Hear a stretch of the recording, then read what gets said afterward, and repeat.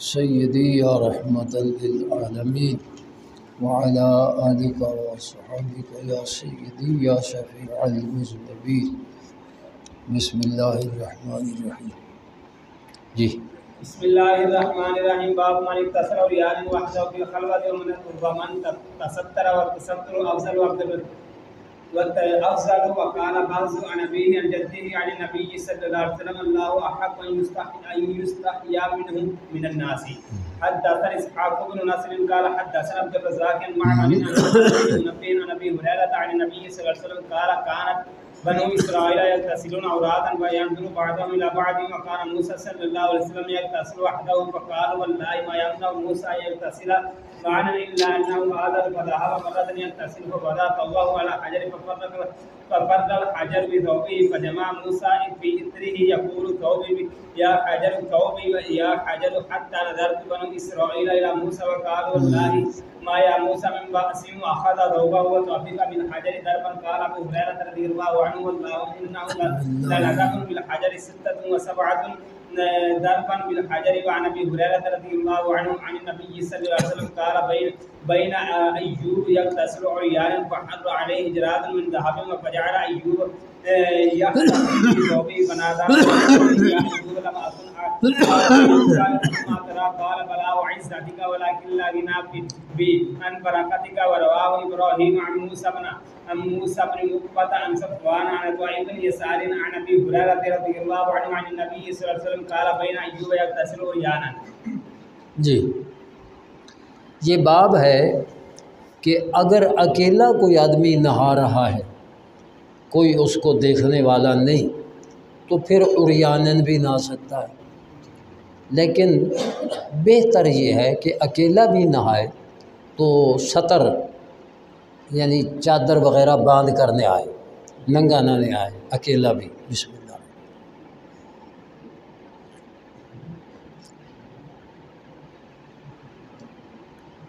بمن تستر یعنی جس نے خلوت میں بھی، تنہائی میں بھی پردہ حاصل کیا، والتستر افضل اور اکیلے بھی سطر کے ساتھ نہانا افضل ہے۔ وقال بعض عن ابی عن جدہ عن النبی صلی اللہ علیہ وسلم کہ نبی کریم علیہ السلام نے فرمایا کہ سب سے زیادہ تو جو حیا کرنے کا حق ہے تو وہ اللہ تعالیٰ کی ذات ہے، تو اکیلے بھی نہائے تو سطر کے ساتھ نہائے، بے سترہ نہ نہائے، لیکن اگر کوئی بے ستری میں بھی نہا لیتا ہے تو جائز ہے۔ بسم اللہ۔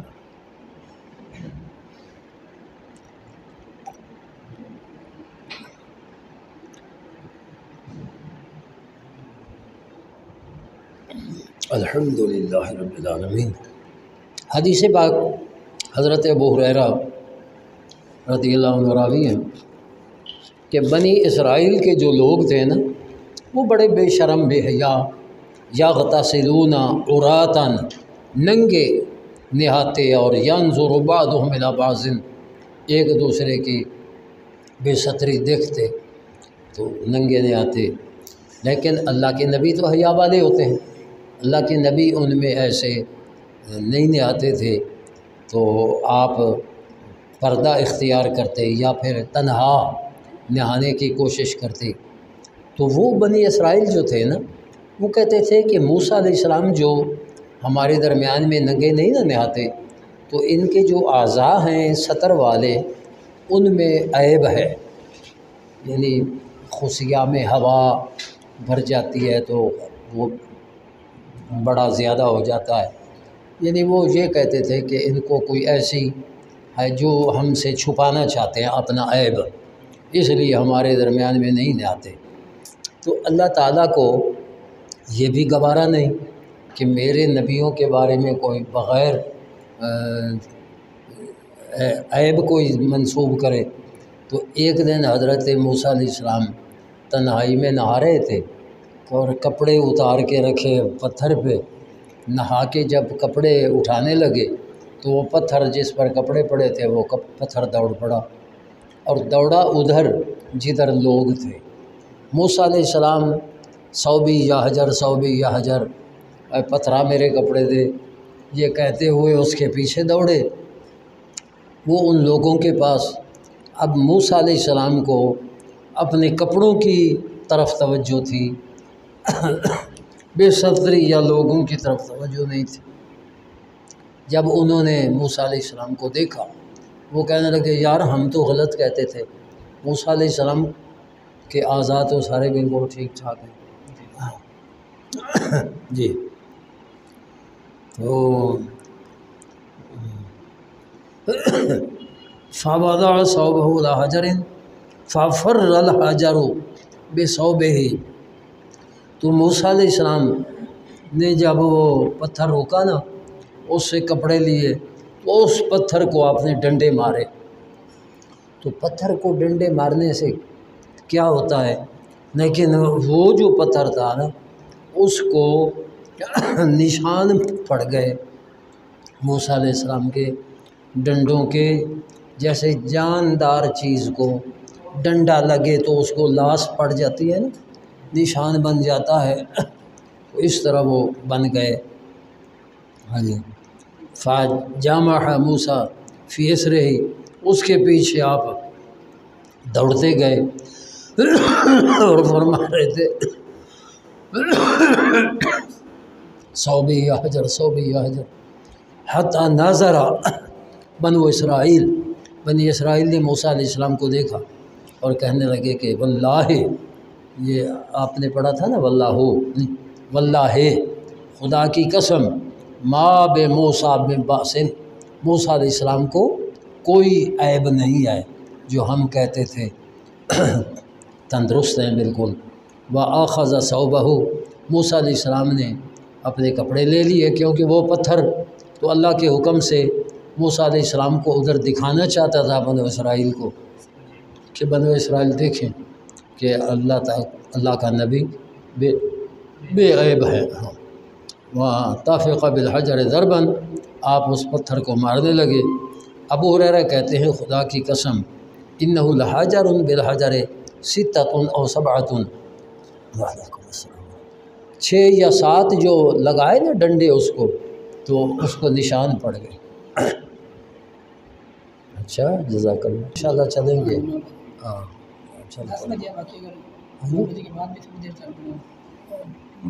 مقصد نکلتے کچھ لگ جاتا ہے، پھر وہاں پہنچتے، چلو کچھ دیر علامہ صاحب سے تعزیت ہو جائے۔ جی اور اللہ کے ایک اور نبی حضرت ایوب علیہ السلام، ایوب علیہ السلام کو نا اللہ نے بڑا مال و دولت دیا تھا، تو یہ جو آپ کو ابتلاء و امتحان یہ بعد میں ہوا،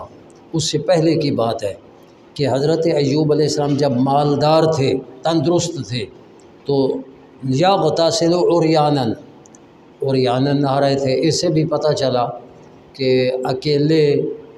نہانا عریاناً جائز ہے۔ تو اللہ تعالیٰ نے سونا جیسے ٹڈیاں ہوتی ہیں نا، وہ سونے کی ٹڈیاں اوپر گرا دی، تو حضرت ایوب علیہ السلام وہ سونے کی ٹڈیاں اٹھا کر اپنے کپڑے میں ڈالنے لگے، تو اللہ تعالیٰ کی طرف سے حکم آیا، ندا آئی، اے ایوب علم اکن اغنیتک عما تری، کیا میں نے تجھے غنی نہیں کیا، دولت مند نہیں کیا، تو اب یہ بھی سونا تو اٹھا رہا ہے۔ قالا، تو ایوب علیہ السلام عرض کرنے لگے، بلا وعزت کا، تیری عزت کی قسم، تو نے مجھے غنی کیا ہے، لیکن میں تیری برکتوں سے مستغنی نہیں ہوں۔ تو یہ برکت ہے نا، یہ اور اللہ دیتا ہے تو وہ برکت ہے، ہاں، تو تیری برکتوں سے میں غنی نہیں ہوں۔ ولیکن لا غنا بی عن برکاتک، رواہ ابراہیم عن موسیٰ بن عقبہ۔ یہ جی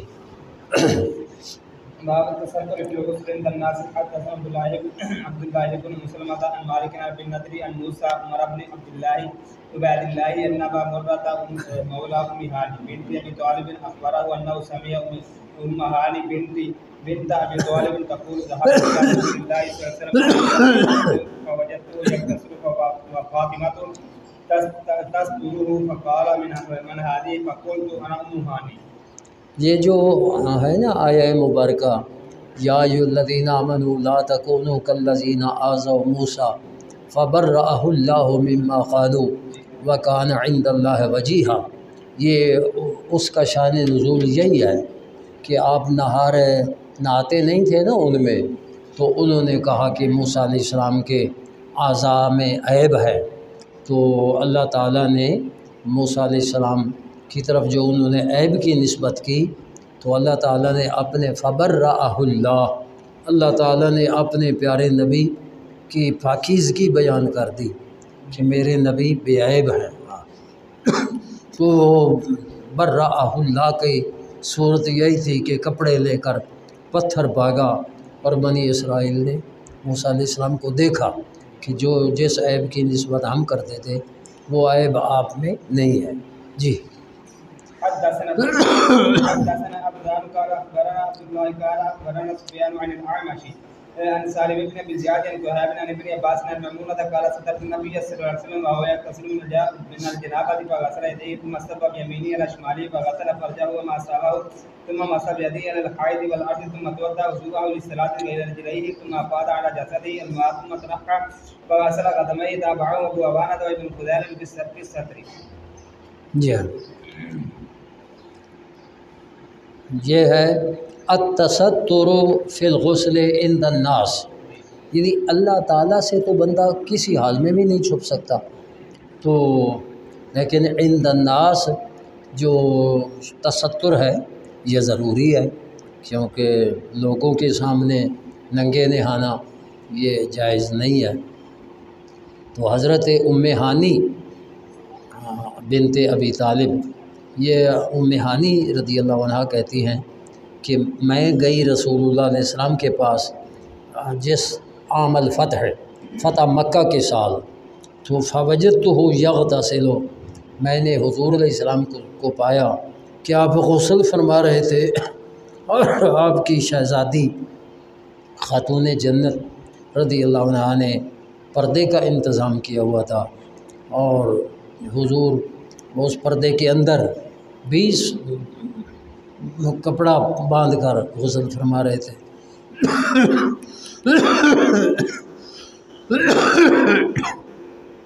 آپ نے پوچھا من حاضی، کون آئی ہے؟ تو میں نے کہا جی میں ام ہانی آئی ہوں، یہ حضور علیہ السلام کی چچا ذات تھی۔ جی باب اذا احترمت المرأة. حدثنا عبد الله بن يوسف قال اخبرنا مالك بن هشام بن عروة عن ابيه عن زينب بنت ابي سلمة عن ام سلمة ام المؤمنين رضي الله عنها انها قالت جاءت ام سلام اي امرأة ابي طلحة الى رسول الله صلى الله عليه وسلم فقالت يا رسول الله صلى الله عليه وسلم ان الله لا يستحي من الحق هل على المرأة من غسل اذا هي احتلمت فقال رسول الله صلى الله عليه وسلم نعم اذا رأت الماء۔ یہ آپ نے حدیث پڑھی ہوئی ہے کہ ام سلیم یہ ابو طلحہ کی بیوی حضرت انس کی والدہ ہیں رضی اللہ عنہ، رسول اللہ علیہ السلام سے عرض کرنے لگی کہ یا رسول اللہ علیہ السلام، اللہ تعالیٰ حق بیان کرنے سے حیا نہیں فرماتا، تو کیا عورت پر غسل ہے اذا احتلمت، اگر عورت کو احتلام ہو جائے؟ تو رسول اللہ علیہ السلام نے فرمایا نعم اذا رأت الماء، یعنی جب انزال ہوگا اور وہ پانی کو منی کو دیکھے گی تو اس پر غسل فرض ہے۔ پیچھے گزرا ہے نا کہ حضرت ام سلمہ نے منہ ڈھانپ لیا اور فرمایا کہ بھلا عورتوں کے ساتھ بھی ایسے ہو سکتا ہے؟ تو اللہ کے نبی کی جو بیویاں وہ آپ کی بیوی بننے سے پہلے بھی ایسے خوابوں سے وہ پاک تھیں۔ جی باب الجنوب وان المسلم لا ينقص. حدثنا علي بن عبد الله قال حدثنا يحيى قال حدثنا حماد حدثنا بكر عن ابي رافع عن ابي هريره ان النبي صلى الله عليه وسلم لقيه في بعض طريق المدينه وهو جنوب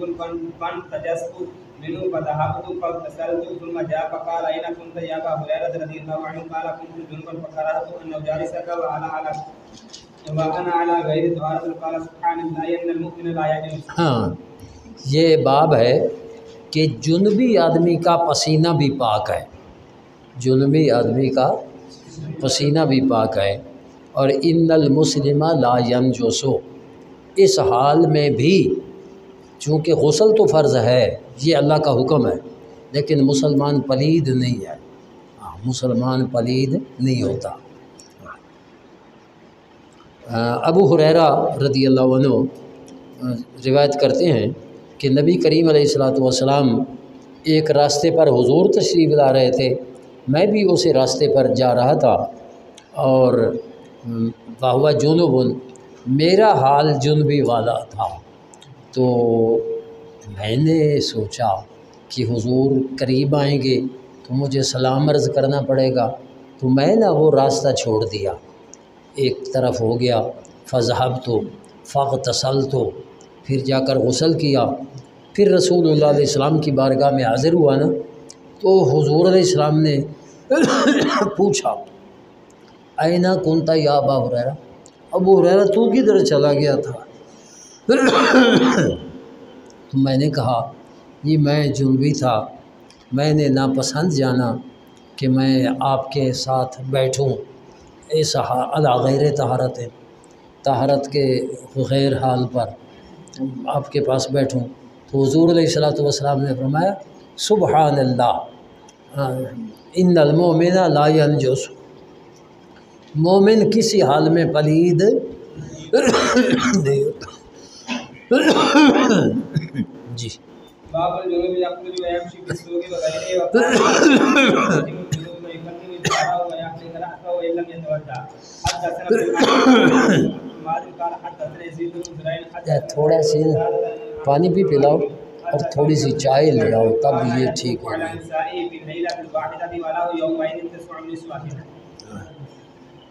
بسم اللہ الرحمن، پانی تھوڑا سا اور، یہ کیوں ایسے؟ بسم اللہ الرحمن، بسم اللہ الرحمن۔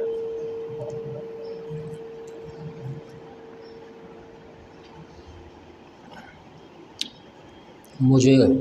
کل جمعہ پڑھاتا ہوں تو بخار ہو جاتا ہے، رات بھی بخار ہی رہا، اب بھی پسینہ سا آیا ہوا ہے۔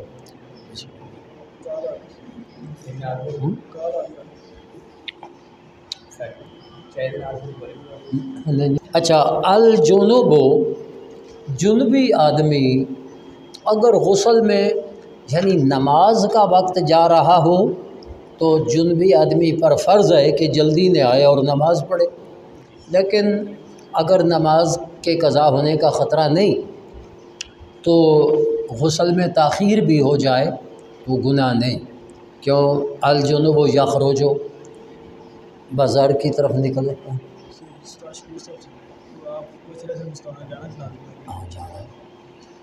اچھا، جنبی آدمی بازار کی طرف نکلے، چلے فی سوق، بازار میں یا بازار کے علاوہ، عطا کہتے ہیں یحتجم الجنوب، جنبی پچھنے بھی لگوا سکتا ہے، کہ بعض بیماریوں میں پچھنے لگا کر علاج کرتے ہیں۔ وَيُقَلِّمُ أَظْفَارَهُ، اپنے ناخن بھی اتار سکتا ہے اور سر کے بال بھی اتروا سکتا ہے۔ وَإِن لَّمْ يَتَوَضَّأْ، اگرچہ وضو نہ کرے، یعنی وضو کر لینا مسنون ہے، وضو کر لینا اچھا ہے، لیکن اگر نہ بھی وضو کرے تو یہ کوئی ضروری نہیں، بال اتروا سکتا ہے، ناخن کاٹ سکتا ہے، بازار میں آ جا سکتا ہے۔ جی، کیونکہ ان المسلم لا ینجس، مسلم پلید نہیں ہوتا، جو لوگ ملیں گے ان کو السلام علیکم کہہ سکتا ہے، ان کے سلام کا جواب دے سکتا ہے۔ یہ دین کی آسانی ہے۔ جی، حدثنا انس بن مالک فرماتے ہیں کہ اللہ کے نبی صلی اللہ علیہ وسلم کانا یطوف علی نسائہ، کہ آپ اپنی ساری ازواج مطہرات کے پاس چکر لگاتے، فی اللیلۃ الواحدۃ ولہ یومئذ 9 نسوۃ، اور اس وقت حضور علیہ الصلوۃ والسلام کی 9 ازواج مطہرات تھیں، تو غسل آخر میں فرماتے، تو ایک زوجہ محترمہ سے نکل کر دوسری زوجہ محترمہ کے پاس جانا، دوسری سے تیسری کے پاس جانا، تو یہ یمشی چل رہے ہیں، یخرجو گھر سے نکل کر پھر دوسرے گھر کی طرف جا رہے ہیں۔ جی حدثنا يعشر قال حدثنا عبد الاعلى عن بكر بن ابي رافع عن ابي هريره قال لقيني رسول الله صلى الله عليه وسلم وانا جنوب فاخذ بيدي معه حتى قعد فانسللت فاتيت الرجل فاغتسلت ثم جئت وهو قاعد فقال اين كنت يا ابا هريره رضي الله عنه فقلت له فقال سبحان الله ان المؤمن لا ينجس۔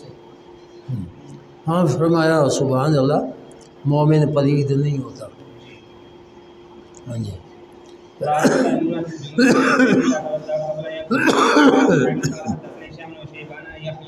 عن ابي سلمة قال سألت عائشة رضي الله عنها أكان النبي صلى الله عليه وسلم يأكل وهو جنوب؟ قالت نعم ويتوضأ۔ ہاں میں نے یہ ہے جنبی کا اپنے گھر میں رہنا، یعنی کچھ دیر بے شک ہو جائے غسل میں تو اسی جنابت کی حالت میں گھر میں رہنا، اذا توضع قبل ان یغتسل، جب غسل سے پہلے وضو کر لے تو اسی حال میں کچھ دیر رہنا ہاں جائز ہے۔ ابو سلمہ کہتے ہیں کہ میں نے ام المومنین صدیقہ سے پوچھا کہ کیا نبی کریم علیہ الصلوۃ والسلام اسی حالت جنابت میں یرقد آرام فرماتے تھے، سو جاتے تھے؟ وہو جنب، تو ام المومنین نے فرمایا نعم ویتوضأ، یعنی وضو فرما لیتے اور پھر اسی حال میں سو جاتے، صبح اٹھ کر غسل فرماتے۔ جی یہ آسانی ہے، ورنہ جلدی غسل کرنا افضل ہے، لیکن دین میں آسانی ہے کہ اگر نماز وغیرہ کی قضا کا خطرہ نہیں تو کچھ تاخیر کر لینا جائز۔ جی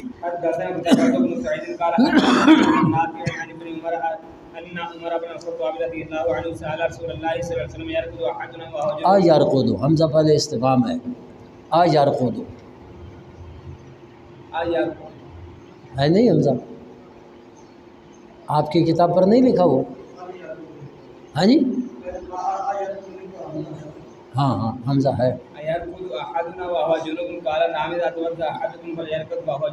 ہاں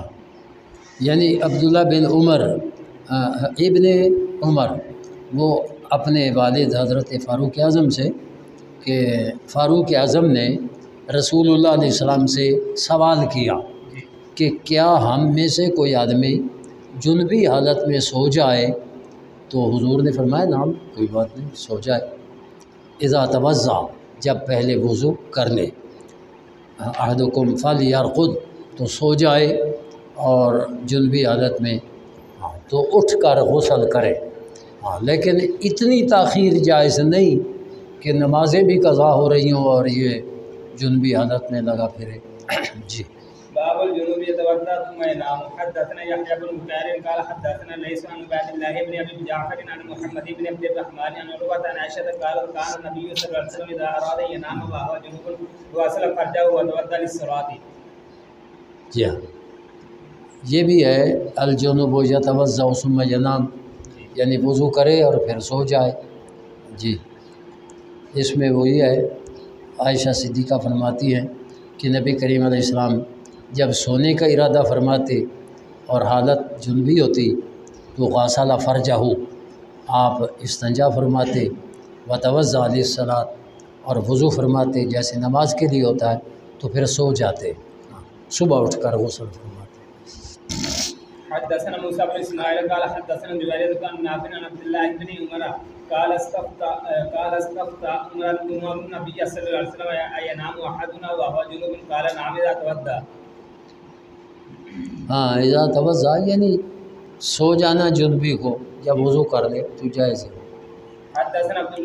عبد الله يوسف قال اخبرنا مالك عن عبد الله بن دينار عن عبد الله بن عمر انه قال ذكر عمر بن الخطاب رضي الله عنه لرسول الله صلى الله عليه وسلم انه تصيبه الجنابه من الليل فقال له رسول الله صلى الله عليه وسلم توضا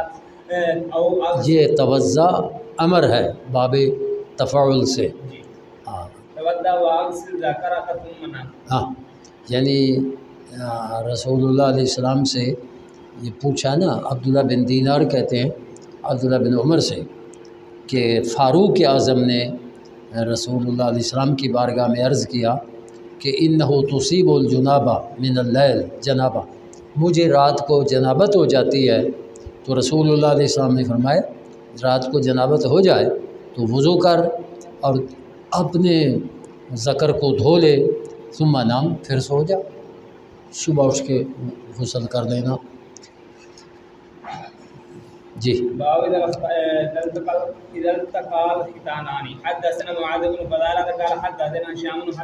حين حدثنا ابن نعيم عن هشام عن قتادة عن الحسن عن ابي رافع عن ابي هريرة عن النبي صلى الله عليه وسلم قال اذا جلس بين شعابها الاربعة ثم جاهدها فقال وجب الغسل تابعه عمر. وعن ابي شعبة قال موسى حدثنا بام قال حدثنا قتادة قال حدثنا الحسن مثله. قال ابو عبد الله هذا جواد وقد انما بين الحديث الاخر الاختلاف فهم الغسل لاختلافهم والغسل اهبط. الاختلاف والغسل اهبط. جی یہ پہلے ایک حدیث گزری تھی نا کہ کیا دیکھنا چاہتے ہو؟ ہاں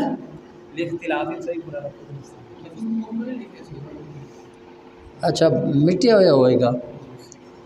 لے اختلافہم، پورا نہیں لکھا ہوا، بس وہ بعض مکتبے اس طرح. والغسل اہبط، یہ پہلے یہ تھا نا کہ ایک آدمی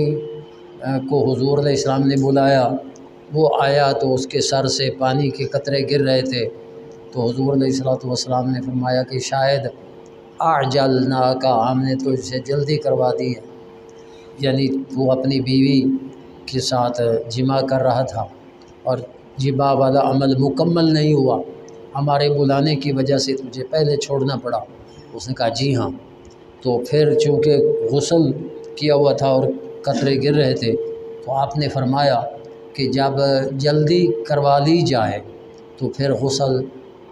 کی ضرورت نہیں، صرف استنجا کر لینا کافی ہے. وہ حدیث منسوخ تھی، اب یہ اس کی ناسخ ہے. اذا التقى الختانان، ختانان سے مراد ختنے کی دو جگہیں ہیں. تو ختنہ مرد کے ذکر پر ہوتا ہے اور عورت کا یہاں سے فرج مراد ہے کہ جب میاں بیوی کے شرم گاہیں آپس میں ملیں گی، یہ کنایا ہے دخول سے کہ دخول ہو جائے تو فقط واجب الغسل، پھر غسل واجب ہو جاتا ہے اگرچہ انزال نہ ہو. یہ حدیث ناسخ ہے. باب تھا اذا التقى الختانان، یعنی جب میاں بیوی کی شرم گاہیں آپس میں ملے. ابو ہریرہ کہتے ہیں رضی اللہ عنہ نبی کریم علیہ السلام سے کہ اذا جالسا بین شعبها الاربع، کہ جب میاں اپنی بیوی کے دونوں پاؤں اور دونوں ہاتھوں،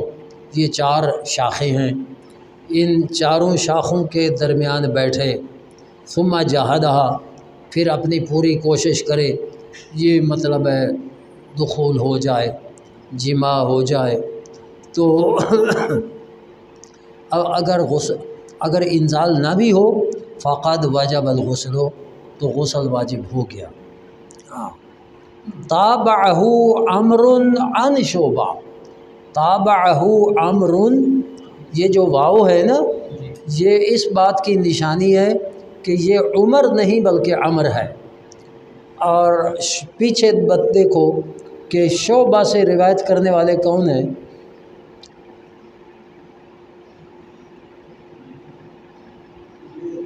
ہاں جی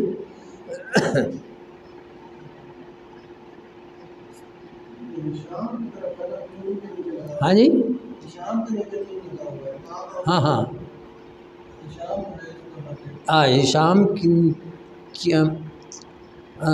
ہشام کی متابعت کی عمر نے شعبہ سے روایت کرنے میں، یعنی اس سے پتہ چلا کہ ہشام نے قتادہ سے بھی روایت کی ہے اور ہشام نے شعبہ سے بھی روایت کی ہے جی، تو عمر نے ان کی متابعت کی ہے۔ وقال موسیٰ حدثنا ابان قال حدثنا قتادہ قال اخبرنا الحسن مثله۔ امام ابو عبداللہ امام بخاری فرماتے ہیں کہ ھذا اجودو، کہ یہ جو ہے نا کہ جب دخول ہو جائے تو غسل واجب ہو جاتا ہے، یہ اجود بات ہے، یہ بہت اچھی بات ہے، اور اوقد زیادہ مؤکد بات ہے۔ اور ہم نے جو دوسری حدیث بیان کر دی نا کہ غسل واجب نہیں ہوتا، وہ اس لیے لاختلافہم کہ علماء کا اختلاف بیان کر دیں کہ بعض حضرات کے نزدیک صرف دخول سے بغیر انزال کے غسل واجب نہیں ہوتا، تو یہ اختلاف کے لیے ہم نے ذکر کر دی۔ والغسل احوط، لیکن انزال کے بغیر جب دخول ہو جائے تو غسل کر لینا احوط ہے، زیادہ احتیاط والی بات ہے جی۔ حدثنا ابو معمر قال حدثنا عبد الوارث بن حسين بن معين قال يحيى اخبرني ابو سلمة بن طيب بن يسار اخبره ان زيد بن خالد الجهني اخبره انه جوهاني اخبره انه سأل عثمان بن عفان فقال رايت اذا جامع الرجل امراته فلم يمر وقال عثمان يتوضا كما يتوضا للصلاه ويغسل ذكره وقال عثمان سمعت من رسول الله صلى الله عليه وسلم فسالت عن ذلك علي بن ابي طالب وزبير بن العوام وطلحه بن عبيد الله وابي بن كعب فامروا بذلك اخبرني ابو سلمة انه اخبره انه سمع ذلك من رسول الله صلى الله عليه وسلم۔ ٹھیک ہے جی۔ عثمان غنی رضی اللہ تعالی عنہ سے پوچھا زید بن خالد نے، ارأیتا، حمزہ استفہام ہے، ارأیتا کا معنی ہوتا ہے اخبرنی، مجھے بتائیے، اذا جامع الرجل امرأتہ، جب آدمی اپنی بیوی سے جماع کرے، فلم یمنے،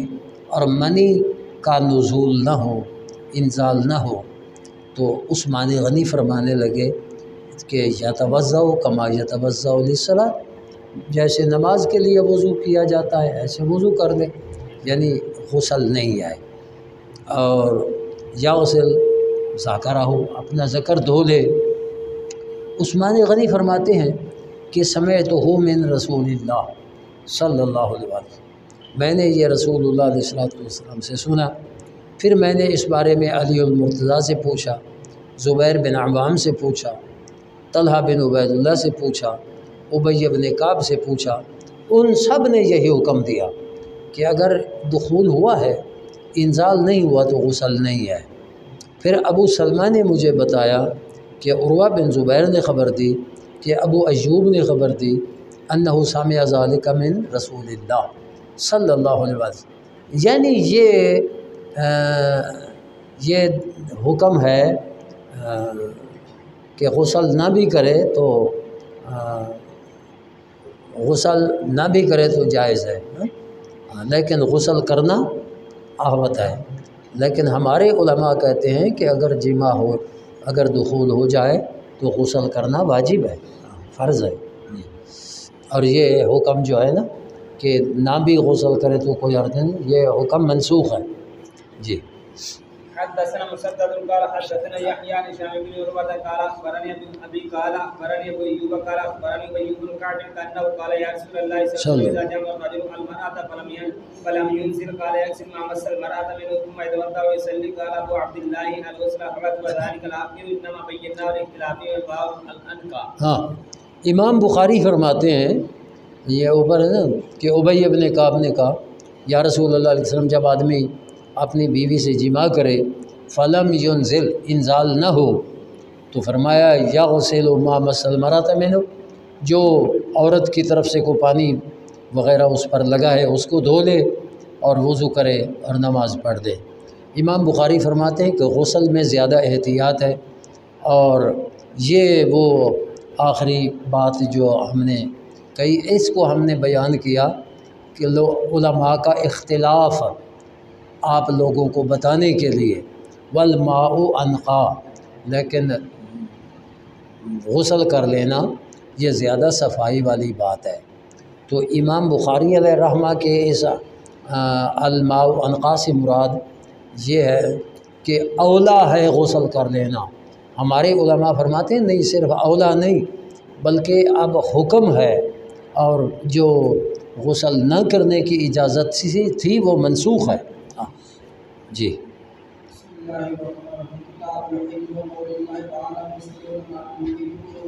چھ کا حاشیہ دیکھیے، 6 نمبر ہے میری کتاب پر،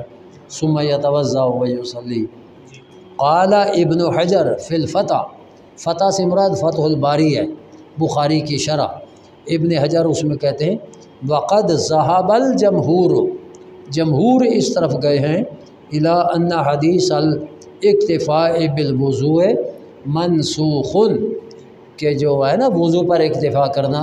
یہ حدیث منسوخ ہے۔ وروا ابن ابی شیبہ وغیرہ عن ابن عباس انہ حمل حدیث الماء من الماء، یہ ایک حدیث ہے الماء من الماء، الماء سے مراد غسل، اور عن الماء اس ماء سے مراد انزال منی، کہ غسل کرنا تب فرض ہوتا ہے جب انزال ہو۔ تو یہ منزلہ صورت مخصوصۃ ما یقع فی المنام، کہ یہ الماء من الماء یہ صرف احتلام میں ہے، کہ احتلام میں یہ ہے کہ خواب آیا اور منی کا خروج نہیں ہوا تو پھر غسل بھی واجب نہیں۔ غسل واجب تب ہوگا کہ خواب بھی آیا اور انزال بھی ہوا، ہاں، لیکن یہ منام میں ہے الماء من الماء، وہی تعویل یجمع بین الحدیثین بلا تعارض۔ اگر یہ ہو تو پھر اس حدیث کو منسوخ کہنے کی بھی ضرورت نہیں، کہ وہ تو حکم اب بھی ہے کہ اگر صرف خواب میں انزال ہوا ہے تو غسل فرض ہے، اگر خواب آیا ہے انزال نہیں ہوا تو غسل فرض کوئی نہیں ہے۔ لیکن جماع میں تو اگر دخول پایا گیا تو غسل فرض ہو جائے گا، ہاں، انزال ہو تو تب بھی، انزال نہ ہو تب بھی۔ جی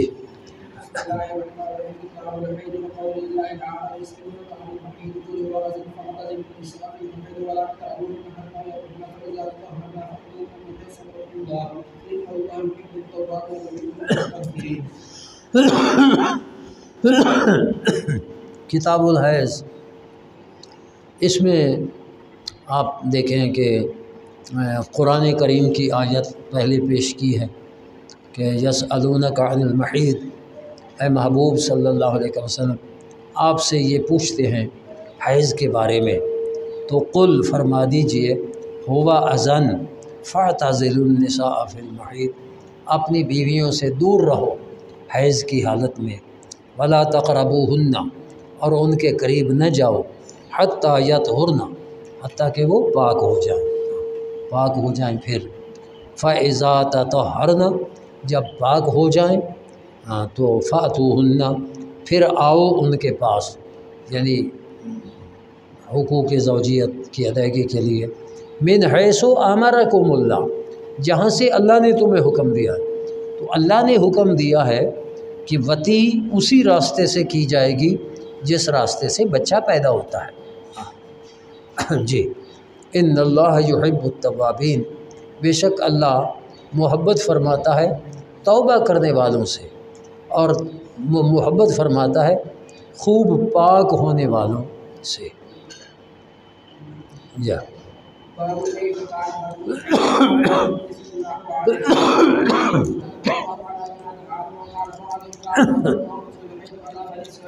ایک ہی لینی ہے نا، ایک کوئی لینی ہے۔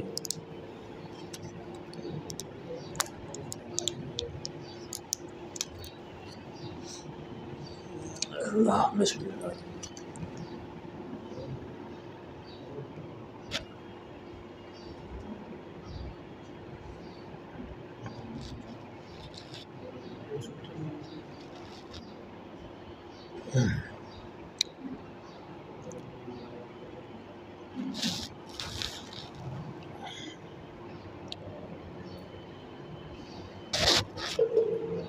الحمدللہ جی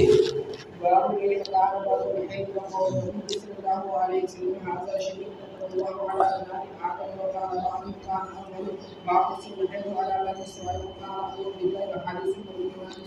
صلى الله عليه وسلم أصل حدثنا علي بن عبد الله قال حدثنا سفيان قال حدثنا سيد عبد الرحمن القاسم قال سمعت القاسم يقول سمعت عائشة تقول فلما إلا بالحجة فلا أكون نسائي فكيف ما دخل علي رسول الله صلى الله عليه وسلم وأنا به قال علي بن قلت نعم قال إن هذا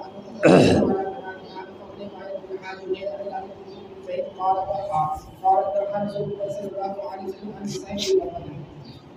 یہ باب ہے کہ حیض کی ابتدا کیسے ہوئی،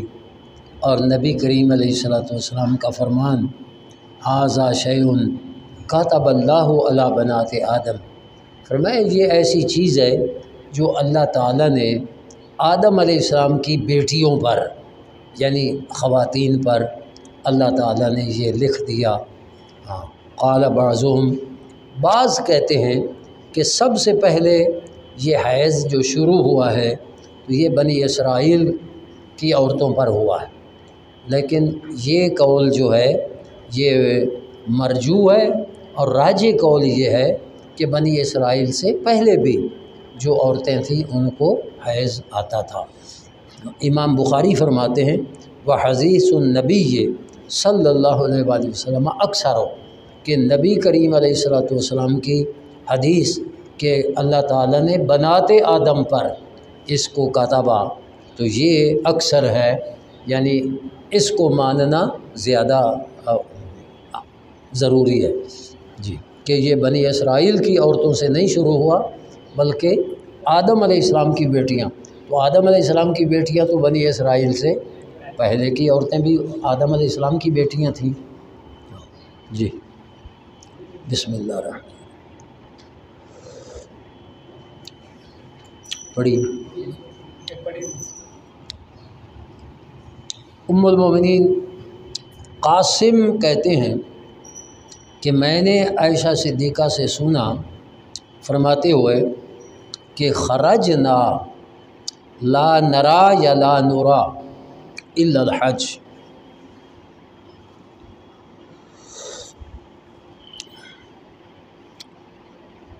اس حدیث کی شرح آپ کو میں نے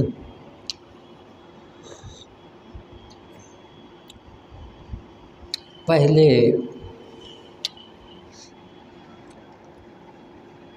حضور علیہ الصلوۃ والسلام کی جو حجۃ الوداع ہے نا، اس حجۃ الوداع سے پہلے لوگوں میں یہ مشہور تھا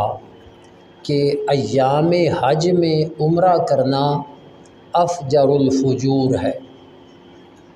ایام حج میں عمرہ کرنا بہت بڑا گناہ ہے، یعنی حج کے دنوں میں عمرہ نہیں کرتے تھے، حج کے دنوں میں صرف حج کرو، آگے پیچھے عمرہ کرو۔ تو جب رسول پاک علیہ السلام نے حج کی، جسے حجۃ الوداع کہتے ہیں، یہ 10 ہجری کو تھی، تو اللہ تعالیٰ نے وہ جو ان لوگوں کا نظریہ اور عقیدہ تھا نا کہ حج کے دنوں میں عمرہ منع ہے اور بہت بڑا گناہ ہے، تو اللہ تعالیٰ نے چاہا کہ اپنے محبوب کریم علیہ السلام کے ذریعے ان کے اس اعتقاد کا ابطال کیا جائے اور حج کے دنوں میں عمرہ کا جائز ہونا ثابت کیا جائے۔ تو رسول پاک علیہ الصلوۃ والسلام جب حج کے لیے مدینہ منورہ سے مکہ کی طرف چلے تو عائشہ صدیقہ فرماتی ہیں کہ ہمارا سب کا یہ خیال تھا کہ حج کے دنوں میں عمرہ تو ہوتا نہیں، تو ہم نے احرام باندھا حج کا، ہم سب نے احرام باندھا حج کا، لیکن راستے میں رسول پاک علیہ الصلوۃ والسلام پر اللہ تعالیٰ کا حکم ہوا کہ ان لوگوں کو حکم دے دیں کہ یہ احرام جو ہے یہ عمرے کا بنا لیں، یہ حج کا احرام باندھ کر اس کو عمرے کا بنا لینا یہ صرف اسی سال اجازت تھی، آئندہ اب اجازت نہیں کہ حج کا احرام باندھ کر عمرے کا بنا لیا جائے، یہ اسی سال صرف کہ ان کو اے محبوب حکم دے کہ حج کا احرام عمرے کا بنا لیں، اور جب مکے میں پہنچیں تو عمرہ کر کے احرام کھول دیں۔ لیکن کچھ لوگ جن میں رسول پاک علیہ السلام بھی تھے، ان کے پاس قربانی کے جانور تھے، ان کے لیے یہ حکم ہوا کہ وہ اپنا حج کا احرام بھی رکھیں اور عمرہ کا احرام بھی ساتھ بنا لیں۔ تو ان کا حج قران ہو گیا، رسول پاک علیہ والسلام اور باقی وہ لوگ جن کے پاس قربانی کے جانور تھے، تو جن کے پاس قربانی کے جانور نہیں تھے انہوں نے طواف کیا، صفا مروہ کی سعی کی اور ٹینٹ کروا لی، اپنے بال اتار لیے، احرام کھول دیا، اور رسول پاک علیہ والسلام اور آپ کے ساتھ جتنے حضرات تھے جن کے پاس قربانی کے جانور تھے تو انہوں نے عمرہ تو کیا لیکن احرام کھولا نہیں، کیونکہ انہوں نے احرام کھولنا تھا حج کر کے اور اپنی قربانی ذبح کر کے پھر احرام کھولنا تھا۔ تو عائشہ صدیقہ فرماتی ہیں کہ جب ہم نکلے نا مدینہ منورہ سے حج کرنے کے لیے تو لا نرا الا الحج، ہمارا خیال تو یہی تھا کہ حج کرنا ہے۔ فلما کنا بصرف، جب ہم صرف میں پہنچے، صرف ایک جگہ ہے جو راستہ مکے سے مدینہ یا مدینے سے مکہ جاتا ہے نا، اس راستے پر یہ جگہ ہے اور یہ مکہ کے بالکل قریب ہے، یعنی مکہ مکرمہ سے تقریباً اسی راستے پر وہ تنعیم ہے جس میں مسجد عائشہ ہے۔ تو جتنی مکہ شہر سے وہ دور ہے اتنا آگے سفر ہو تو یہ صرف آتا ہے، صرف جگہ یعنی تقریباً 12-14 کلومیٹر یہ اتنا ہی ہوتا ہے۔ تو عائشہ صدیقہ فرماتی ہیں حج تو وہاں میرے ساتھ یہی معاملہ ہو گیا، میرا حال حیض والا ہو گیا۔ اب جب حیض ہو جاتا ہے عورت کو تو وہ مسجد میں نہیں جا سکتی، تو طواف جو ہے وہ تو مسجد میں ہوتا ہے، وہ طواف نہیں کر سکتی عورت۔ تو باقی جو لوگ تھے انہوں نے طواف کیا، عمرہ کیا، عورتوں نے بھی مردوں میں، لیکن میں تو مسجد ہی میں نہیں جا سکتی تھی۔ رسول پاک علیہ السلام میرے پاس تشریف لائے تو آنا اب کی، میں رو رہی تھی، رو اس لیے رہی تھی کہ میں اب طواف نہیں کر سکتی۔ تو نبی کریم علیہ السلام نے پوچھا ما لاکے، اے عائشہ کیا ہوا تجھے؟ نفستے، کیا نفاس آ گیا؟ نفاس سے مراد حیض ہے، کیونکہ نفاس بول کر حیض مراد لینا یا حیض بول کر نفاس مراد لینا یہ جائز ہے۔ قلت نعم، میں نے کہا جی ہاں حیض آ گیا۔ قال، فرمایا ان ھذا امر، پھر رونے کی کیا بات ہے؟ یہ کوئی تیرا قصور ہے اس میں؟ یہ تو ایسی چیز ہے جو اللہ تعالیٰ نے بناتے آدم پر فرض کی ہے، تو فقدی ما یقد الحاج، باقی سارے وہ کام جو حاجی کرتے ہیں وہ کرتی رہے گی تو، یعنی احرام بھی رکھے گی، اور غیر اللہ تطوفی بالبیت، صرف بیت اللہ کا طواف نہیں کرنا۔ قالت، تو آپ نا ام المؤمنین نے پھر حج سے پہلے وہ طواف نہیں کیا، اور 8ویں ذی الحج کو آپ حج کا احرام باندھ کر حج کی،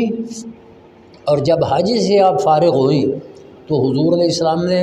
اس کے بعد آپ کے بھائی عبد الرحمن کو ساتھ بھیجا، اور اس نے آ کر تنعیم سے احرام بندوایا، اور جو عمرہ پہلے نہیں نہ کر سکی تھی وہ حج کے بعد کیا۔ چونکہ اس جگہ سے سب سے پہلے احرام باندھنے والی شخصیت عائشہ صدیقہ ہیں، اس لیے آج جو وہاں مسجد بنی ہوئی ہے اس مسجد کو نام دیا گیا ہے مسجد عائشہ کا۔ آگے نہیں سمجھ، اس کی یہ وجہ ہے کیونکہ سب سے پہلے حضور علیہ الصلوۃ والسلام نے وہاں سے احرام بنوانے کے لیے ام المؤمنین عائشہ صدیقہ کے ساتھ ان کے بھائی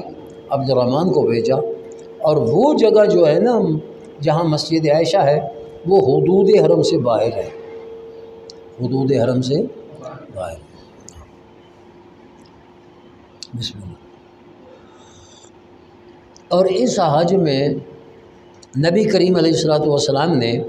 چونکہ باقی ازواج مطہرات بھی تھیں،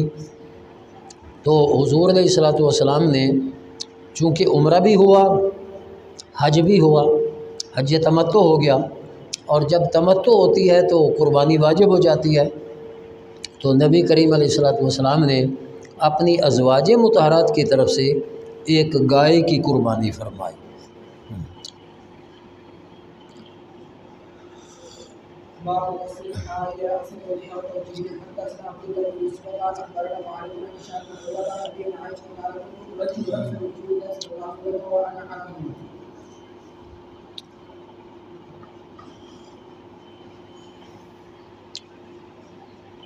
ہاں جی،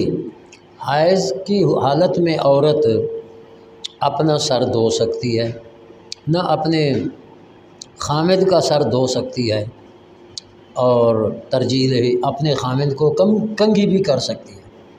کیونکہ عورت اس حیض کی حالت میں اس کے ہاتھ پاک ہیں، روٹیاں پکاتی ہیں، خامد کا سر دھونا، سر کنگھی کرنا جائز ہے۔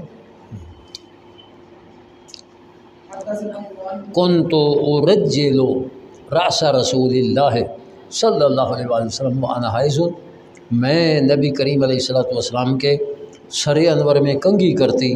وانا حائض۔ جی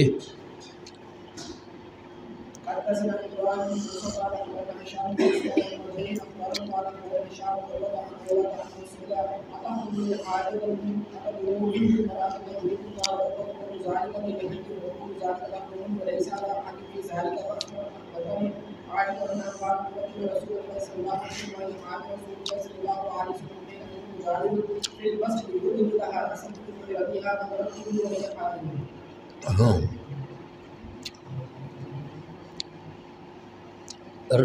قراءۃ الرجل یہ پڑھا ہے یہ؟ ہاں جی، ہاں، عروہ، یہ حضرت عروہ بن زبیر یہ عائشہ صدیقہ کے بھانجے ہیں، حضرت اسماء صدیق اکبر کی صاحبزادی ان کے بیٹے ہیں۔ تو عروہ کہتے ہیں انہ سئل، ان سے پوچھا گیا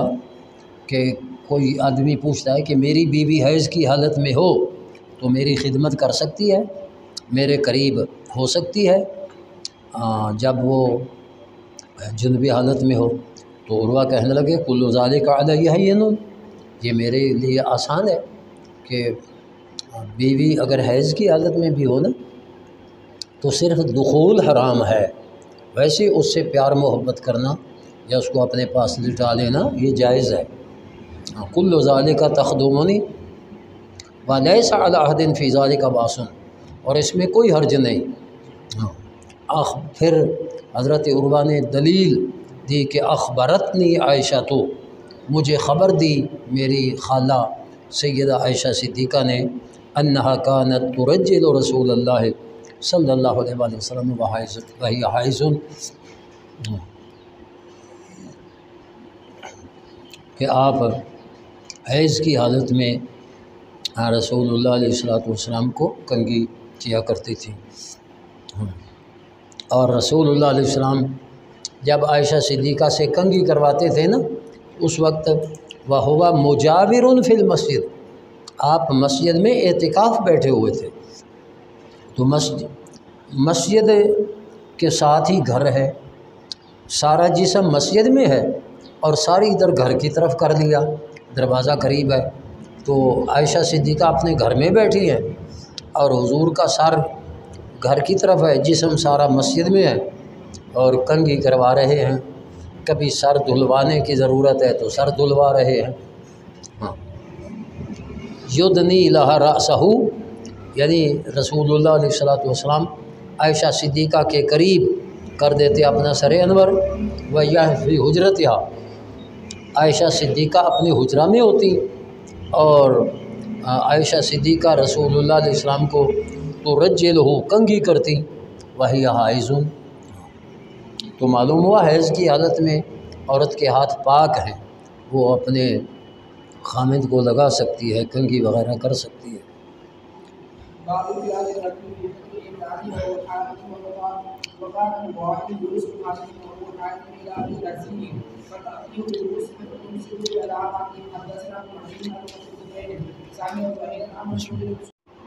آدمی اپنی بیوی کی گود میں سر رکھ کے قرآن کی تلاوت کر سکتا ہے اگرچہ عورت حیض کی حالت میں ہو۔ وکان ابو وائل یہ تابعی تھے، یرسل خادمہ وہی حائض، یہ جو لفظ خادم ہے نا اس کا اطلاق مذکر مؤنث دونوں پر ہوتا ہے، یعنی مراد خادمہ ہے، وہی حائض، اور وہ خادمہ حیض کی حالت میں ہوتی، ابو رزین کے پاس بھیجتے، فتاتی ہے بالمصحف، ان سے جا کر مصحف لاتی، کیونکہ مصحف جب غلاف میں ہو تو حیض کی حالت میں بھی عورت اس کو ہاتھ لگا سکتی ہے، ہاں ننگے قرآن کریم کو ہاتھ نہیں لگا سکتی غلاف میں۔ اس سے معلوم ہوا کہ اس دور میں بھی قرآن کریم پر غلاف چڑھائے جاتے تھے، اور غلاف اسی لیے قرآن کریم پر چڑھایا جاتا ہے کہ کبھی بے وضو کو بھی قرآن پکڑنا پڑتا ہے، یا حیض کی حالت میں بھی عورت ہوتی ہے قرآن پکڑنا پڑتا ہے، گھروں میں جب قرآن کریم ہوتے ہیں تو پھر کیا وہ غسل کریں اور وضو کریں پھر آ کر ہاتھ لگائیں، تو قرآن کریم پر غلاف ہوگا تو فوراً قرآن کو پکڑنا جائز ہو جائے گا۔ وابی کہتے ہیں غلاف کیوں چڑھائے ہوئے ہیں؟ بے علاقات ہے، علاقہ سے مراد غلاف ہے۔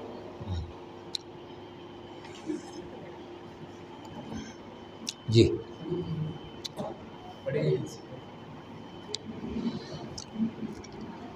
اچھا، منصور بن صفیہ ان امہ،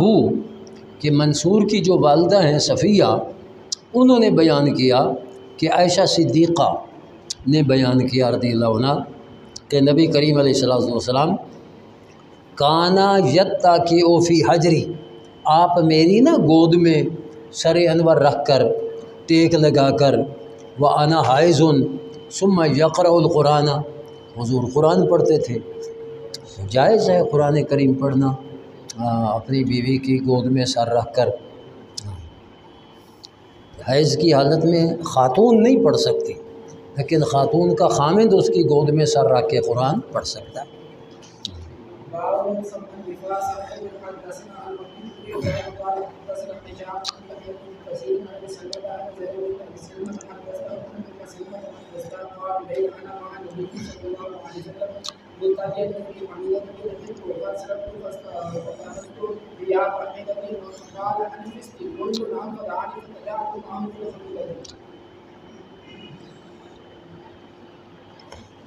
یہ من سمن نفاس حیضن، یعنی نفاس بول کر حیض مراد لینا یا حیض بول کر نفاس مراد لینا یہ جائز ہے۔ زینب بنت ام سلمہ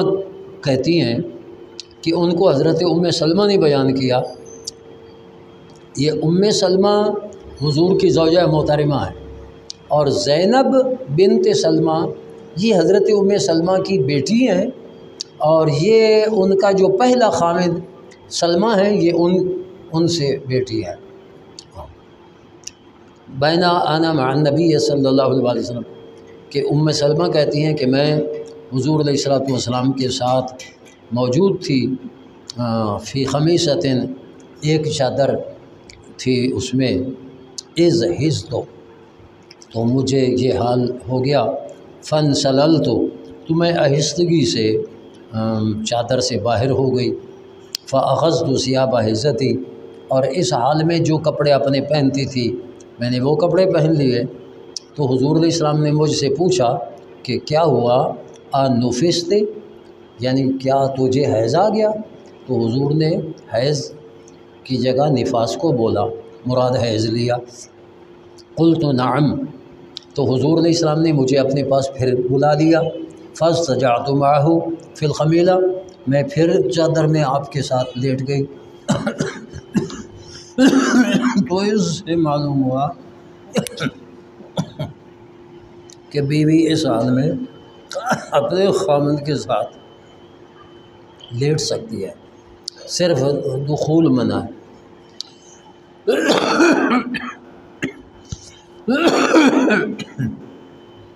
جی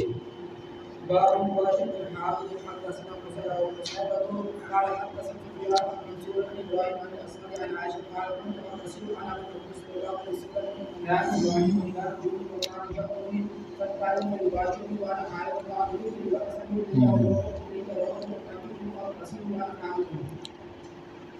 یہ مباشرت کا اطلاق دخول پر بھی ہوتا ہے، لیکن یہاں مباشرت کا لغوی معنی ہے، اور مباشرت کا لغوی معنی یہ ہے دو جسموں کا آپس میں ٹکرانا۔ تو حیض کی حالت میں عورت اپنے مرد کے ساتھ چمٹ سکتی ہے، لیٹ سکتی ہے، لیکن دخول حرام ہے۔ جی یہ حدیث عائشہ صدیقہ فرماتی ہیں کنت اغتسل والنبی صلی اللہ علیہ وسلم من اناء واحد، میں اور نبی کریم علیہ السلام ایک برتن سے غسل کرتے، کلانا جنوب وکان یأمرنی، حضور مجھے حکم دیتے، میں چادر اپنی باندھ لیتی، فیباشرنی، اور حضور مجھے اپنے قریب کر لیتے، وانا حائض، جب کہ میری یہ حالت ہوتی، وکانا یخرج راسہ الیہ، آپ مسجد میں بیٹھ کر سر میری طرف کر دیتے جب کہ حضور معتکف ہوتے، فاغسلہ، میں آپ کا سر انور دھو دیتی، وانا حائض۔ حدثنا اسماعيل بن اسماعيل بن خليل قال عن ابن مسلم قال وهو اسحاق بن الشيباني عن عبد الرحمن الاسود عن ابي عائشه قال كانت اذا كانت حائض فاراد رسول الله صلى الله عليه وسلم ان يباشرها امرها ان تختلف في قول حيضتها ثم يباشرها قالت وعندكم يمكر اربع، ما كان النبي صلى الله عليه وسلم يمكر اربع بالامر والتقاليد وغيره عن الشيباني۔ جی یہ عائشہ صدیقہ فرماتی ہیں رضی اللہ عنہ کہ ہم حضور کی ازواج مطہرات میں سے احدانہ ایک اذا کانت حائضاً، جب حیض کی حالت میں ہوتی تو رسول اللہ علیہ والسلام ارادہ فرماتے ان یباشرہا، اس کو اپنے قریب کرنے کا ارادہ فرماتے، تو حکم دیتے کہ وہ اپنی چادر پہن لیں، فی فور حیضتہا، حیض کی کثرت ہوتی، ابتدا ہوتی، ثم یباشرہا، پھر ان کو حضور اپنے جسم کے قریب فرماتے۔ قالت، لیکن ام المؤمنین فرماتی ہیں ایکم یملک اربہ حاجت، کہ حضور تو اپنی حاجت پر کنٹرول فرمانے والے تھے، تم میں سے کون ہے جو اپنی حاجت پر کنٹرول کر سکتا ہے اتنا؟ یعنی آگاہ کر دیا کہ عام لوگ وہ اپنی حاجت پر کنٹرول نہیں کر سکتے، وہ کہیں ایسا نہ ہو کہ عورت کو اپنے قریب کریں اور پھر جماع میں مبتلا ہو جائیں، اور اس حال میں جماع کرنا تو حرام ہے۔ ایکم یملک اربہ، تم میں سے کون اپنی حاجت پر اتنا کنٹرول کرنے والا تھا جیسے نبی کریم علیہ والسلام۔ جی حدثنا ابو نعمان قال حدثنا ابراهيم قال حدثنا شيباني قال حدثنا ابو بكر بن شباب قال سمعت من قال قال رسول الله صلى الله عليه وسلم اذا اراد ان يباشر امراه من نسائه امرها فاعتذرت وهي قال وهو سفيان وهو شيباني۔ جی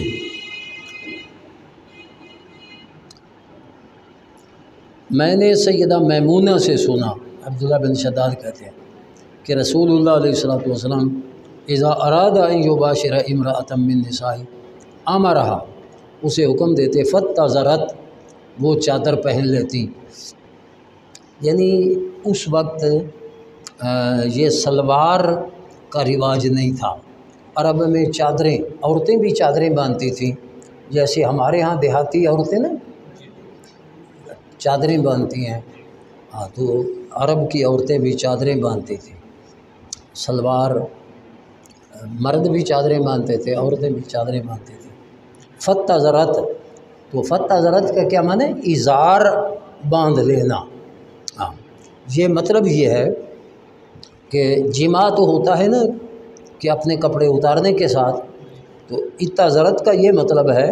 کہ جماع نہیں ہوتا تھا، کپڑے اپنے اوپر ہوتے تھے، اور ویسے حضور ان کو قریب کر کے پیار فرماتے۔ وہی حائزن، اچھا کوئی اور عورت یہ بیان کر سکتی ہے کہ میں نے اور میرے خامن نے ایسے کیا؟ نہیں نا بیان کر۔ تو حضور علیہ السلام کی ازواج مطہرات یہ کیوں بیان کر رہی ہیں کہ یہ دین کا حصہ جو ہے یہ ہمیں حضور علیہ السلام اور آپ کی ازواج مطہرات سے ملا ہے، یعنی ان کا یہ بیان کرنا یہ دین ہے، کہ دین کے یہ مسائل اگر وہ بیان نہ کرتی تو ہمیں کیسے پتہ چلتا کیا جائز ہے کیا ناجائز ہے؟ سمجھ آئیے نا۔ تو اور عورتوں کا بیان کرنا وہ تو سنت تو نہیں ہے نا، یا وہ دین تو نہیں ہے، ہاں تو اس لیے اور عورتیں نہیں یہ شیعہ لوگ جو ہے نا یار ایسی باتیں کو کر سکتی ہے جیسے حضور کی بیویاں کر رہی ہیں، تو ان پاگلوں کو بتاؤ بے دینوں کو کہ حضور کی ازواج مطہرات کا یہ بیان کرنا یہ تو دین کا حصہ ہے۔ ہاں جی، امت کو یہ کیسے پتہ چلتا کہ جائز کیا ہے اور ناجائز کیا ہے اگر رسول اللہ علیہ والسلام کی ازواج مطہرات نہ بتاتے؟ اور حضور علیہ والسلام کا زیادہ شادیاں کرنے میں حکمت ہی یہ تھی کہ دین کا یہ حصہ حضور علیہ والسلام کی ازواج مطہرات سے امت کو مل سکتا تھا۔ جی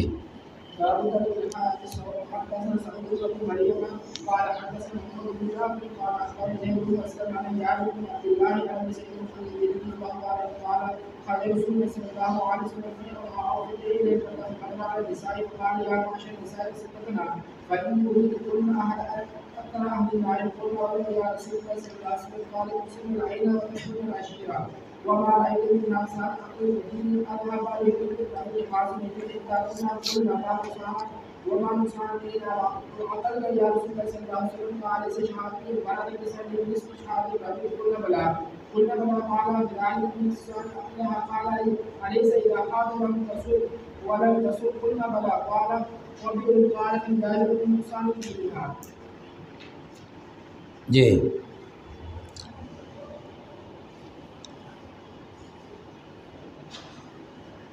کون سی حدیث پڑھی؟ ہاں حیض والی عورت نماز بھی نہیں پڑھ سکتی، روزہ بھی نہیں رکھ سکتی۔ حیض والی عورت کا صوم کو ترک کرنا، یعنی ان کی قضائی ہوگی، ادا حیض کی حالت میں روزہ نہیں کر سکتی۔ ابو سعید خدری فرماتے ہیں کہ خرج رسول اللہ صلی اللہ علیہ وسلم، حضور عیدگاہ کی طرف نکلے، فی اضحیٰ و فطر،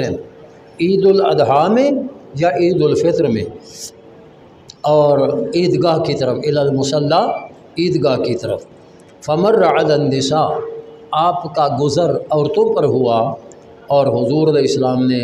عورتوں کو حکم فرمایا، اے عورتوں کی جماعت، تصدقنا،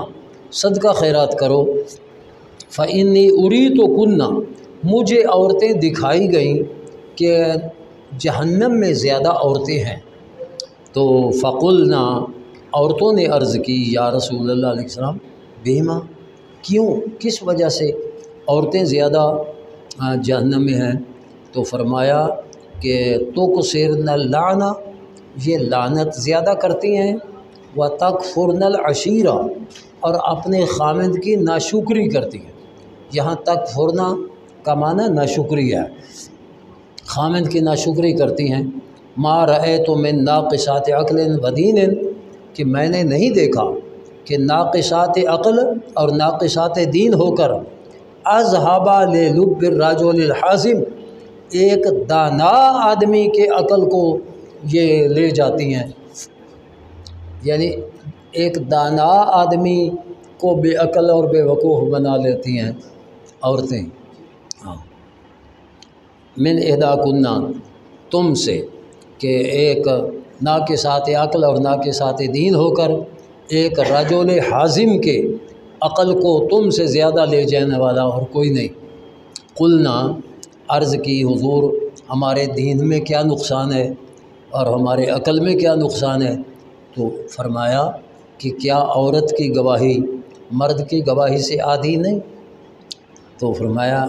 عورتوں نے کہا جی ہاں ایسے تو ہے۔ تو فرمایا یہ عقل کی کمی کی وجہ سے ہے کہ ایک بھول جائے گی تو دوسری اس کو یاد دلائے گی۔ پھر فرمایا کہ کیا جب تمہیں حیض آتا ہے تو نہ نماز پڑھ سکتی ہو نہ روزہ رکھ سکتی ہو؟ کہا جی ہاں یہ بھی ہے۔ فرمایا یہ تمہارے دین میں نقصان ہے، دین میں نقصان ہے۔ کسی مہینے میں پورا مہینہ تو نہ نمازیں پڑھ سکتی ہیں، ہاں، اور نمازیں تو ویسے ہی معاف ہو جاتی ہیں، قضائی بھی نہیں، اور روزے جو ہیں وہ بھی پورے رمضان میں نہیں رکھ سکتی، تو ان کی بھی قضائی ہے، روزوں کی قضائی ہے، نمازوں کی قضائی نہیں ہے۔ تو جب حضور علیہ الصلوۃ والسلام نے اپنی صحابیات کو یہ فرمایا تو انہوں نے کوئی جلوس تو کوئی نہیں نکالا، احتجاج تو کوئی نہیں کیا کہ جی ہمیں تو پورا حق دیا جائے مردوں کے برابر، ہاں جی ہمیں ناقصات عقل اور ناقصات دین کیوں کہا گیا ہے؟ کوئی احتجاج کیا تھا؟ کوئی جلوس نکالا تھا؟ تسلیم کیا نا، کیونکہ وہ عورتیں تھیں، ہاں، اور جو احتجاج کرتی ہیں یہ عورتیں نہیں۔ ہاں، یہ میرا جسم میری مرضی، تو میرا جسم میری مرضی یہ تو کتی ہے، یہ عورت تو نہیں ہے نا بھائی، یہ مسلک تو کتی کا ہے، میرا جسم میری مرضی۔ عورت تو باحیا عورت ہے۔ جی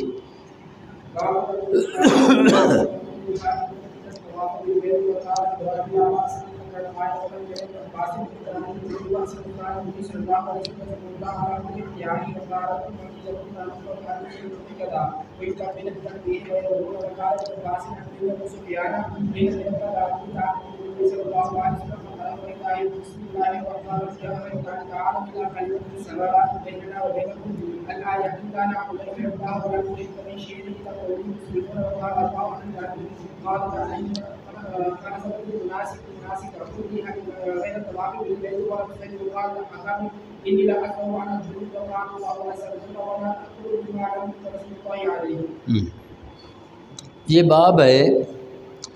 کہ عورت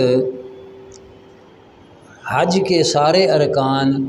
ادا کر سکتی ہے حیض کی حالت میں سوائے بیت اللہ کے طواف کے، کیونکہ وہ مسجد میں جانا پڑتا ہے اور مسجد میں جانا جائز نہیں ہے الا طواف بالبیت۔ ابراہیم فرماتے ہیں لا باسا ان تقرأ الآیۃ، کہ کوئی حرج نہیں کہ عورت جیسے معلومات ہوتی ہیں نا تو وہ ایسے ٹوکواں ایک حرف پھر ٹھہر کر پھر دوسرا حرف ایسے پڑھنا جائز ہے، کیونکہ تلاوت ہے بالتواتر پڑھنا قرات، تو ایک ایک حرف ایسے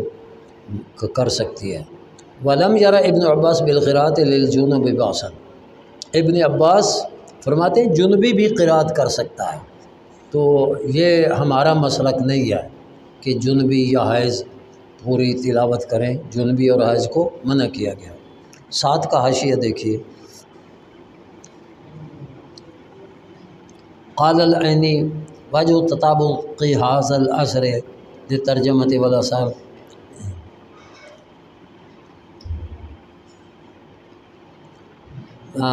بل تصح مع عبادات بدنیہ من اوراد نحو التسبیح و تحمید و نحو ذالک و قراءت ما دون الآیت، یعنی آیت سے کم یہ پڑھنا جائز ہے عند جماعت، والآیت عند ابراہیم و مناسک الحج کذالک ما لا ینافی الحیض الا الطواف، کہ مناسک حج بھی عورت کر سکتی ہے سوائے اس کے طواف کے، ہاں جی، فإنہ مستثنی من ذالک، اسی طرح آیت اور ما فوقہا، آیت سے زیادہ پڑھنا یہ بھی اس سے مستثنی ہے، یعنی آیت پوری نہیں پڑھ سکتی عورت، یا آیت سے زیادہ حیض کی حالت میں نہیں پڑھ سکتی، ہاں جی۔ وہذا العصر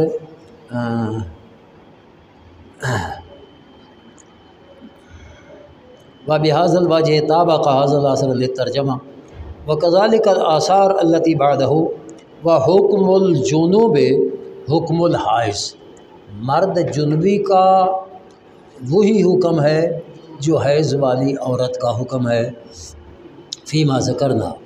عمدۃ القاری۔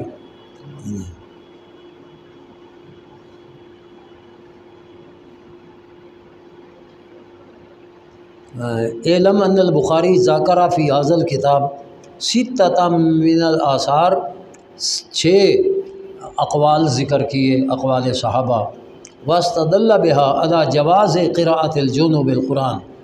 اور امام بخاری نے جنبی کے لیے قراءت قرآن کے جواز پر استدلال کیا۔ احناف کے نزدیک جنبی قرآن کی تلاوت نہیں کر سکتا، بخاری صاحب کے نزدیک کر سکتا ہے۔ وفی کل ذالک مناقشہ ورد علیہ الجمہور بأحادیث وردت بمنع الجنوب عن قراءۃ القرآن، اور جمہور علماء کا یہ مسلک ہے کہ تلاوت قرآن کی جنبی نہیں کر سکتا، اور اس پر بہت ساری احادیث انہوں نے بطور دلیل پیش کی ہیں جی۔ تو لا باس ان تقرأ الآیہ ولم یرى ابن عباس بالقراءۃ للجنوب باسا وکان النبی صلی اللہ علیہ وآلہ وسلم یذکر اللہ علی کل احیانہ، حضور علیہ الصلوۃ والسلام ہر وقت اللہ کا ذکر کرتے، یعنی حالت جنابت میں بھی اللہ کا ذکر کرتے، تو یہ ہمارے نزدیک بھی جائز ہے کہ قرآن کی تلاوت کے علاوہ باقی اذکار جنبی حائضہ کر سکتے ہیں۔ وقالت ام عطیہ فرماتی ہیں کہ کننا نؤمر، ہمیں پہلے حکم دیا جاتا کہ حیض والی عورتوں کو بھی عید کے لیے نکالیں، عید کے اجتماع میں وہ بھی جمع ہوں، لیکن حیض کی حالت میں وہ عید کی نماز نہیں پڑھیں گی، اور ذکر دعا اس میں وہ شامل ہو جائیں گی۔ ہاں، النخرج الحیض فیکبرنا، تکبیر بے تکبیرہم، جب عید والے تکبیر کہیں گے وہ تکبیر کہیں گی، دعا کے وقت دعا مانگیں گی۔ ابن عباس فرماتے ہیں کہ مجھے خبر دی ابو سفیان نے کہ ہرقل نے نبی کریم علیہ السلام کا خط طلب فرمایا، اور وہ خط پڑھا، اور اس میں یہ بھی لکھا ہوا تھا یا اہل الکتاب تعالوا الی کلمۃ سواء بیننا و بینکم۔ امام بخاری اس سے یہ دلیل دے رہے کہ کافر پلید ہے، اور حضور نے خط میں یہ آیت لکھ کر بھیجی، اور وہ اس کو پڑھ بھی رہا ہے اور پکڑ بھی رہا ہے۔ اللہ نعبد الا اللہ۔ تو عطا فرماتے ہیں ان جابر حاضت عائشہ تو فناسکت المناسک کلہا، عطا فرماتے ہیں کہ حضرت جابر سے روایت ہے کہ ام المومنین عائشہ صدیقہ نے سارے ارکان حج کے وہ ادا کیے سوائے بیت اللہ کے طواف کے، حیض کی حالت میں طواف نہیں کیا، نہ نماز پڑھتی تھی۔ حکم کہتے ہیں انی لاذبح وانا جنب، کہ میں جنبی حالت میں جانور ذبح کر سکتا ہوں، تو جانور کو ذبح کرتے ہوئے بسم اللہ اللہ اکبر پڑھنا پڑتا ہے۔ وقال اللہ عز وجل ولا تاکلوا مما لم یذکر اسم اللہ، اور ذبح کے وقت اللہ کا نام لیا جانا ضروری ہے۔ ہاں جی۔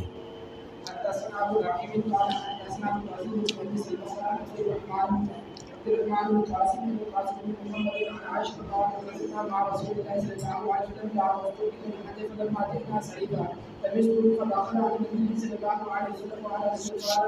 فقال ما جئت فيك قلت له والله إني لم أكن العام قال لعلك تأتي من المفسدين قلت نعم قال فإن ذلك شيء مثله على قالوا فأفعل ما يفعل فافعلی افعلی واحد مؤنث حاضر کا صیغہ ہے امر کا. وما يفعل الحامل من أمر حتى تظهري تطہری ہاں پاک ہو جائے. یہ وہی اوپر والی حدیث ہے نا کہ عائشہ صدیقہ جب حج کے لیے چلیں تو راستے میں حیض ہو گیا، یہ رو رہی تھیں تو حضور علیہ السلام نے فرمایا رونے کی کیا ضرورت ہے، اس میں کوئی تیرا قصور ہے، یہ تو اللہ تعالیٰ نے بناتے آدم پہ مقدر کر دیا اور تو سارے عمل کرتی رہے گی، صرف بیت اللہ کا طواف نہیں کر سکتی. بیت اللہ کا طواف اس وقت کرے گی جب تو پاک ہو جائے گی، باقی انشاءاللہ